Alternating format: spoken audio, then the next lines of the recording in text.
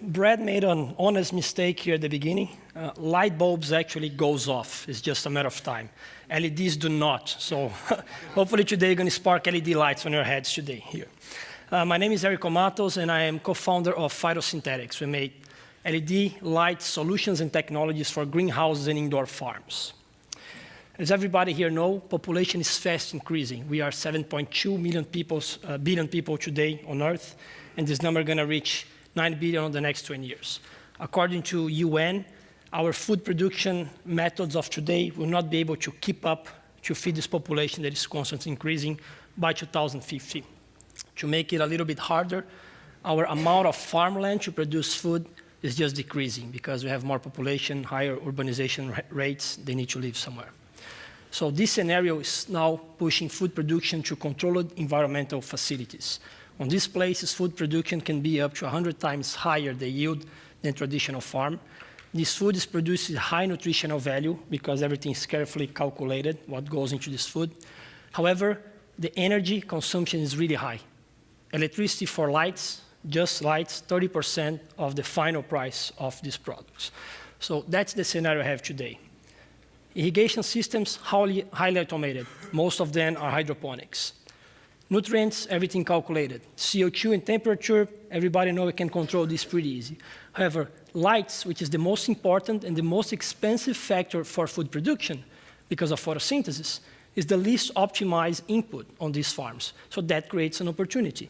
And that's where our big idea came to place. Why not ask plants how much light they need to grow? And that's what we did. We developed a biofeedback system. The biofeedback is the next step in lighting optimization for indoor farms and greenhouses.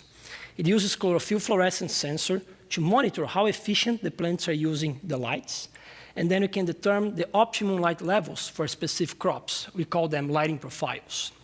So here's how it works in a little bit of detail. You have a plant sensor, which is a chlorophyll fluorometer, look into the plant, collects this data, sends to a control software, which determines how much light that the plant is being absorbed is being used for photosynthesis, how much is being wasted as heat. And then sends a signal to the LED lights. It's important to be LED lights because they're the only lighting technology today that you can control at very fast rate, frequency and duty cycle. So we can match for the plant's necessity and the spectrum as well. We can make the spectrum.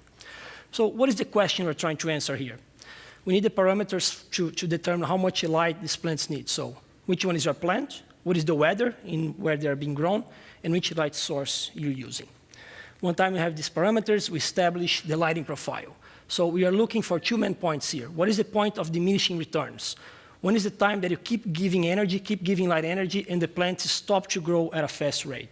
The second one is, what is the optimum ROI for growers?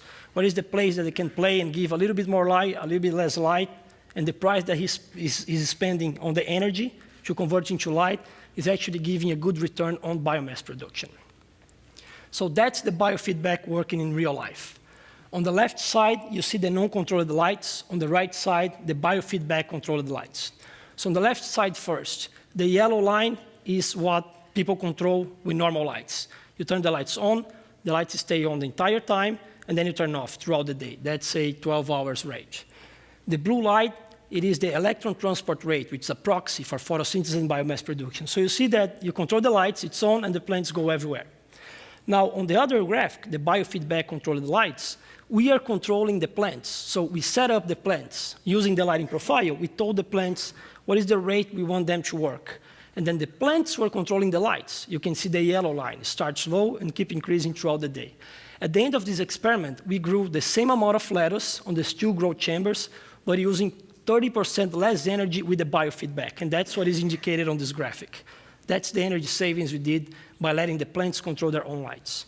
So how this technology going to help to impact the world? That's how, at least how we think we can collaborate. We want to help to move this projected line of food and push them a little bit further to make food keep up with the increasing population. And the way we want to do that is by reducing the costs of producing food in indoor farms and urban areas. Thank you.